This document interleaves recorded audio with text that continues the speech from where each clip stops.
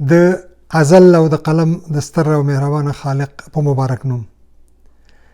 لیونی شوم بد زما د وطن حال دی، پښتنې پیغلې خرڅ کړی د سر شال دی، د نازو د لور پوړنې لیلامیږي، دا څه وینم زما قام مخ په زوال دی.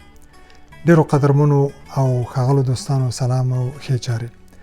خوښ یم چې یو ځل بیا د عربي ژبې د پروګرامونو د لړۍ د دریم پروګرام سره ستاسو په خدمت کې یم.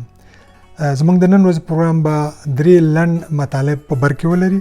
په پیل کې د قرآن کریم کې د زور، زیر او پیښ لنډ تاریخچه، ورپسې هم د عربي ژبې د محاورې 22 نوي لغاتونه او د هغو پښتو ژباړه، او په وروستي پړاو کې هم د اسم تعریف او ډولونه. اوس هم راځم خپل لومړي مطلب ته. د قرآن کریم د نزول د لومړۍ ورځې څخه د علي رضی الله عنه د خلافت تر وروستیو پورې چې دا موده تقریبا ټوله 50 کاله یا نیمه پیړۍ په بر کې نیسي، په قرآن کریم کې زور، زیر او پیښ نه و.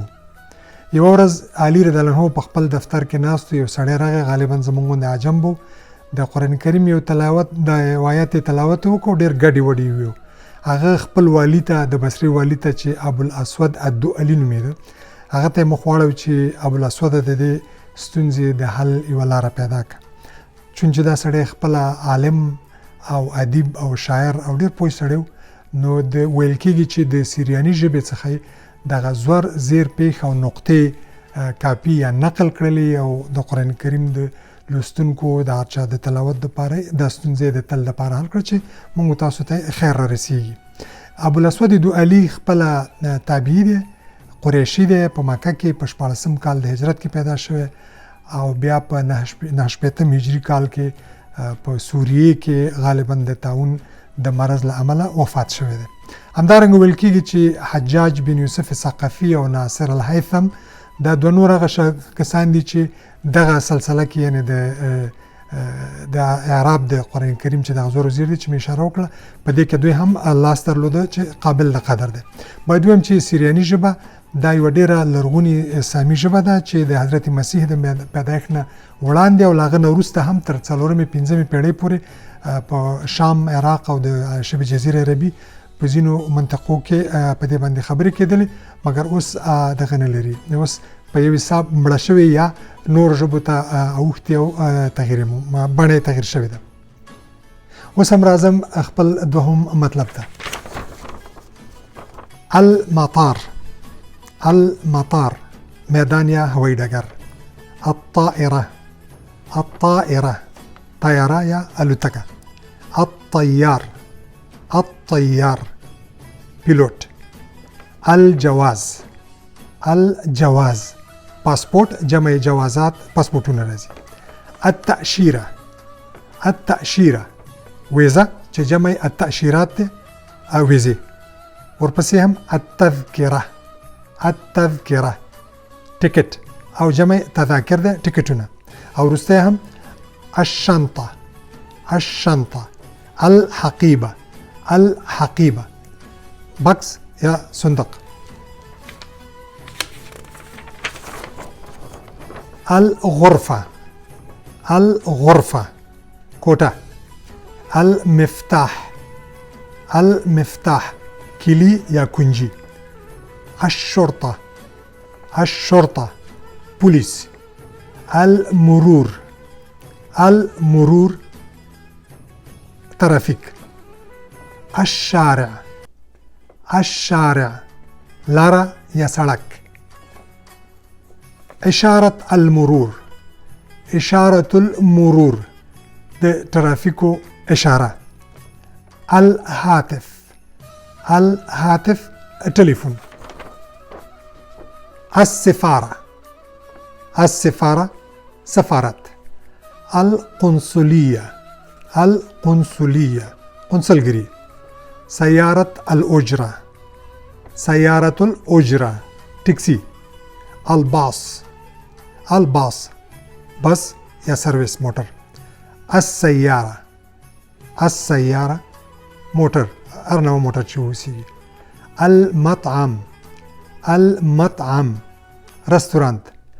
الفندق، الفندق هوټل.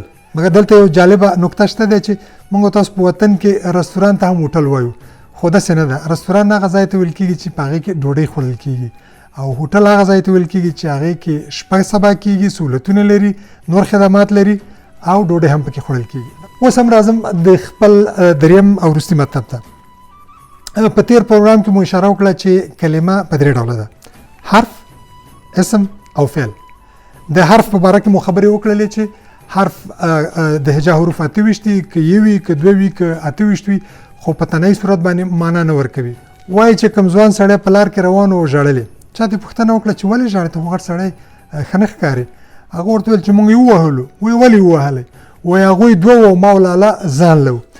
نو د هجا حروف که تنهایی باندې شي، که دوه وي که درې که اته وي شي، معنا نه ورکوي. مګر اسم بیا داسې نه دی. اسم په عربي ژبې کې هغې کلمې ته وایي چې په خپل ذات یا ځان کې بشپړه معنا لري او د زمان او د مکان تر قید پورې تړلې نه وي. او په عربي ژبه کې د اسم د پیژندلو لپاره 15 سترې نښې دي. اوله نښه دا ده چې هغه کلمه به مجروره وي، یعنې دا معنا چې زیر یا کسره به لري. لکه اکلت من الشجرة، ما له دې میوې څخه میوه وخوړله. دا شجرتي کې اخره کلمه د تی چې ده، دا کې زیر ور باندې موږ تاسو زیر ګورو، ځکه چې مخکې ورنه من راغلی دی. او په عربي ژبه کې 20 توري یا حرفونه دي چې هغه د خپل ځان نه وروسته اسم ته زیر ورته ورکوي چې یو له هغو څخه من دی. دویمه نښه د اسم د پیژندلو لپاره تنوین دی. تنوین لکه دوه زوره، دوه پیښه او دوه زیره. دا هغه دي چې د غنې په شکل باندې په خیشوم کې دي، کې عربي کې دې ځای ته خیشوم دغه ځای ته وایي. دغه د غنې یا د تنوین اواز دلته تخلیق کېږي یا دلته جوړېږي او له دې ځای راوځي چې له ژبې او له شونډو سره د نورو حرفونو په شانته ارتباط نه لري. مثال لکه رأیت حامدا، مررت بحامد، جاء حامد. نو په دې حالت کې موږ تاسو لیدل چې شونډه او ژبه سره ارتباط پیدا نه کوي، بلکې دغه وروستی اواز په خیشوم کې یا د غنې په شکل په دغه ځای کې جوړېږي او له دغه ځای د باندې کېږي. د اسم د پیژندلو لپاره درېیمه نښه د ندا یا د غږ توری دی چې هغه به له ده څخه مخکې راځي، لکه یا شباب، ای ځوانانو. او بل څلورمه نښه دا ده چې د نسبت د استناد لرل دي، یعنی دا معنا چې هغه وروسته چې کوم حرف راځي هغه به د ده پر ارتباط لري، دا به مسند الیه به وي. لکه مثال په طور باندې موږ ویلی شو چې علی سافر و محمود لم یسافر. علي سفر وکړه او محمود سفر ونه کړ. دغه د سفر کول او نه کول دا د علي او د محمود پورې وتړل شو چې په دې دواړو حالتونو کې علي او محمود مسند الیه دي. د اسم د پیژندلو لپاره پنځمه نښه د ال کلمه ده چې هغه کلمه د مجهول یا ګونګ حالت نه د نکرې حالت نه معرفت ته راولي. لکه رجل، سړی. نو الرجل چې شي معنا چې مشخص سړی، یا مثلا موږ زه وایم چې قلم، خو که ویم چې القلم زما مطلب همدغه مشخص قلم دی. دا دوستانو په عربي ژبې دغه د ال کلمه سل په سلو کې د انګریزي د کلمې سره د ټي ایچ ای سره بالکل انډول او همغه مفهوم او دغه کوي، همغه معنا لري. موږ وایو چې په انګریزي کې به وایم چې پن، قلم. دا پن چې ما ویو نو زما مشخص همدغه قلم ورڅخه مطلب دی. اسم د خپل جوړښت له مخې په دوه ډوله دی. یو اسم جامد دی او دویم اسم مشتق دی. اسم جامد خو پوهیږو چې کلک یا غښتلي ته وایي، او د ژبې او د لغت له مخې اسم جامد هغه اسم ته ویل کېږي چې هغه له چا څخه راغلی نه دی او نه له ده څخه څه شی جوړېږي یا اخیستل کېږي. دا بیا په خپل ذات کې په دوه ډوله دی. یو ته اسم معنا وایي او بل ته اسم ذات ویل کېږي. اسم معنا هغه دی چې هغه محسوس کېږي نه، هغه لکه الشجاعه، زړورتیا، ښه شی دی مګر څوک یې حس کولی نه شي. یا النجاح، کامیابي یا بریا چې هغه هم ښه شی دی، سړی پرې ویاړي خو هیڅ کولی نه شي. او دویم اسم ذات دی، هغه دی چې هغه سړی کولی شي چې محسوس یې کړي، لکه الشمس، موږ د لمر حرارت محسوسولی شو، ولو که په سوري کې یو حرارت محسوسیږي. او بل هم القمر، لکه سپوږمۍ کله سړی په د شپې مزل کوي او بله رڼا ونه لري، د سپوږمۍ د رڼا نه هم سړی استفاده کولی شي، موږ یې هغه رڼا محسوسولی شو. اوس هم راځم د اسم دویم ډول یا قسم ته. هغې ته اسم مشتق وایي.